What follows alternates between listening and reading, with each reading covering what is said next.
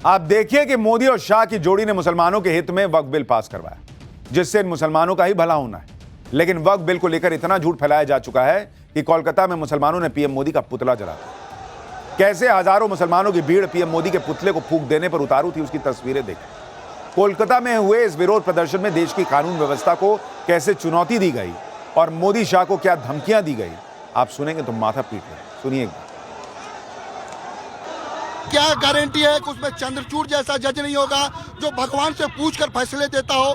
देश में दस्तूर मौजूद है, आप भगवान से पूछकर फैसले दीजिएगा। जो कानून हमारा जो है उस पर जो तरमीम की गई है, ये तरमीम जो हमारा ये जो है शरीयत के खिलाफ है, हम इसको नहीं मानते। ये याद रहे, फिरौन नहीं रहा, ये मोदी शाह भी नहीं रहेगा। इंशाअल्लाह ये बहुत जल्द पूरे हिंदुस्तान से किया, इस वतन से नहीं रहेगा। हमारी मांगे हैं कि ये अमेंडमेंट बिल हमारे खिलाफ है और ये पूरे मुसलमान के खिलाफ है, इसको हम एक्सेप्ट नहीं करेंगे। जब तक इस बिल को वापस नहीं लिया जाएगा हम लड़ेंगे। ये हमारा शुरुआत है, हमको लहू देना पड़े लहू देंगे, लेकिन पीछे नहीं हटेंगे। लहू देने की बातें हो रही हैं भाई, ये नतीजा है वक्फ बिल पर फैलाए गए झूठ का, जिसका मकसद मोदी सरकार के खिलाफ देश के मुसलमानों में जहर भरना।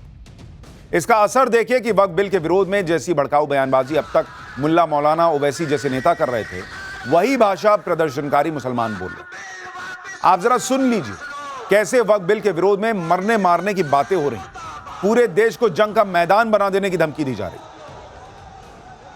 कोर्ट ने देखा कि मुसलमान खामोश पड़ा है, तो बाबरी मस्जिद हमारे हक में होते हुए भी फैसला उनके हक में दिया गया, इसलिए कि मुसलमान खामोश था।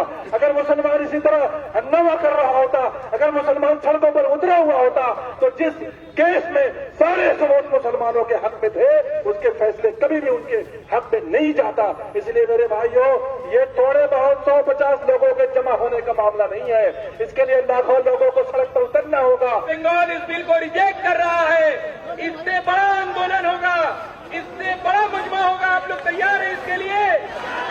क्या आप लोग इस बिल को रिजेक्ट कर रहे हैं? लड़ाई किनारे से नहीं लड़ी जाती, लड़ाई मैदान में आकर लड़ी जाती है। पूरे कलकत्ता को नहीं, अब दिल्ली को बंद जाम करने का इंशाअल्लाह इरादा रखते हैं। हम खून बहाने के लिए तैयार हैं, हम कुर्बानी देने के लिए तैयार हैं, मगर हम इस कानून को हरगिज नहीं मानेंगे। खून बहाने की बातें शुरू हो चुकी हैं, पूरे देश में सड़क पर उतरने की बातें हो रही हैं। कोलकाता में वक्फ बिल के खिलाफ जब विरोध प्रदर्शन हो रहा था तो टाइम्स नाउ भारत की टीम ग्राउंड जीरो पर मौजूद थी।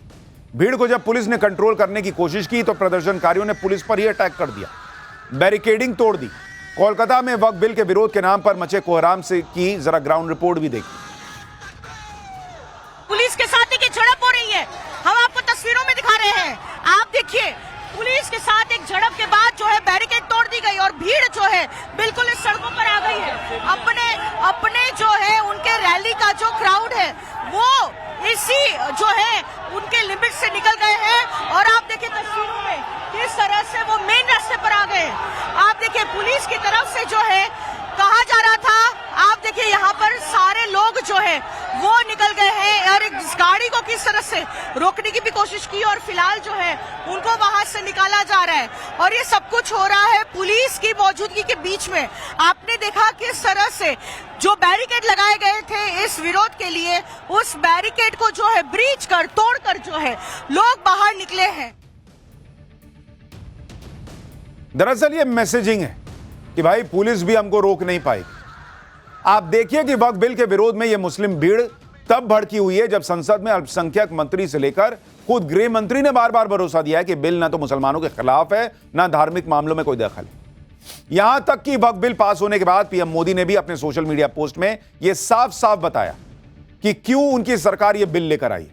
पीएम मोदी ने कहा कि वक्फ बिल संसद में पारित होना देश के लिए एक ऐतिहासिक क्षण है। यह विशेष रूप से उन लोगों के लिए फायदेमंद होगा जो लंबे समय से हाशिए पर रहे हैं, जिनकी आवाज अनसुनी रही है और जिन्हें अवसरों से वंचित रहना पड़ा। पीएम मोदी ने आगे कहा कि दशकों से वक्फ व्यवस्था में पारदर्शिता और जवाबदेही की कमी नजर आ रही है। इससे मुख्य रूप से हमारी मुस्लिम माताओं, बहनों, गरीब और पसमानदा मुसलमान भाई बहनों के हितों को बहुत नुकसान हो रहा था। अब संसद द्वारा पारित विधेयक पारदर्शिता को बढ़ाने के साथ साथ लोगों के अधिकारों की रक्षा में भी मददगार बनेगा। देश के हर नागरिक की गरिमा को प्राथमिकता मिले, इसके लिए हम संकल्पबद्ध हैं। यानी पीएम मोदी ने साफ बताया कि वक्फ से जुड़े पुराने बिल में वक्फ संपत्तियों को लेकर न पारदर्शिता थी, न जवाबदेही और न ही इसका फायदा गरीब मुसलमानों तक पहुंच रहा था। इसलिए यह बिल लाया गया। प्रधानमंत्री मोदी के भरोसे के बाद भी मुसलमानों को भड़काने का काम चल रहा है। आप सुनिए, जुमे की नमाज के बाद सड़क पर उतरी भीड़ यहां तक कह रही है कि हम इस कानून को नहीं मानेंगे, लेकिन अमित शाह भी संसद में कह चुके हैं कि कानून तो मानना पड़ेगा बॉस। शरीयत के खिलाफ है, हम इसको नहीं मानते। कलकत्ता इस बिल को रिजेक्ट कर रहा है, वेस्ट बंगाल इस बिल को रिजेक्ट कर रहा है। हम इस बिल को नहीं मानते। पास होने से कुछ नहीं होगा, हम इसको एक्सेप्ट नहीं करेंगे।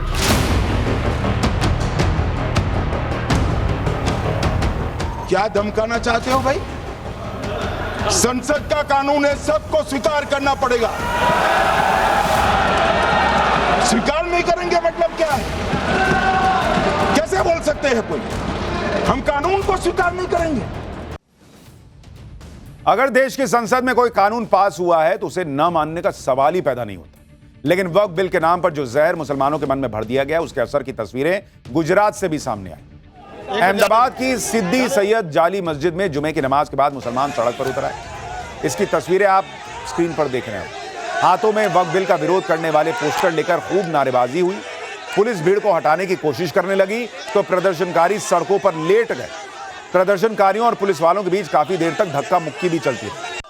अहमदाबाद पुलिस ने विरोध प्रदर्शन कर रहे 50 से ज्यादा लोगों को हिरासत में लिया, जो आतंकी संगठन पीएफआई की political wing social democratic party of India यानी एसडीपीआई और असदुद्दीन ओवैसी की पार्टी एआईएमआईएम से जुड़े।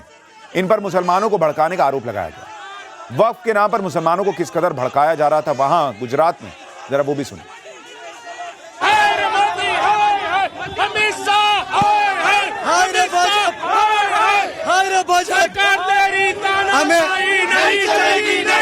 रात को 2 बजे पास करा, क्यों सबके सामने पास करना था? तुम्हारे दिल में बेईमानी और गद्दारी है, तुमने बिल पास करा। हमारा बिल पास हमको वापस दो। हमने तो मारे गए मरे खून दे जा देंगे, हम नहीं जाने देंगे। हमारे को वापस दो, हमारी खून दे जाए जान दे देंगे।